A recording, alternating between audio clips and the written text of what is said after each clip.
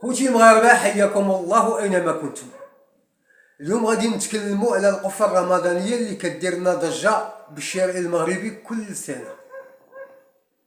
هذه مبادرة ديال جلالة الملك محمد السادس نصره الله، قام بها هو والأمير مولاي الحسن والأميرة لاله خديجة حفظهم الله.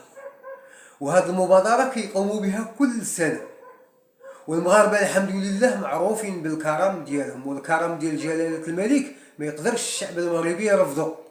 وماشي كيعني ان الشعب المغربي كيموت بالجوع، حاشا لله، كلشي واكل وكلشي شارب وكلشي امين ومستقر وبخير الحمد لله كيف كنقولوا حنا المغاربه. ولكن علاش عندنا واحد الفئه كل سنه كدير لنا ضجه على القفه الرمضانيه؟ وانا شخصيا كيتلاقاوني بزاف ديال الاشخاص تولي جور كيشكيو عليا باش نتكلم عليهم.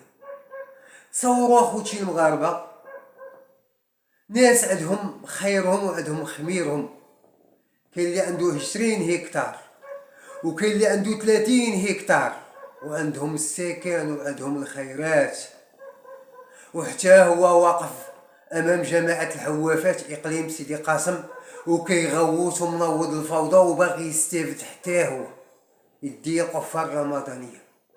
هادشي راه ما يدخلش للدماغ. وكيزيدوها بالشارع، القايد شفار، رئيس الدائرة شفار، المقدم شفار، الشيخ شفار، عطا على الهذا وما عطاش على الهادي.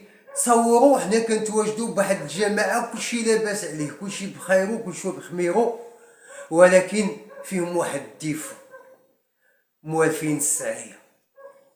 واش غنطلبوا؟ والله يعطيهم العز، اما الدل راهم فيه. حياكم الله اخوتي المغاربه.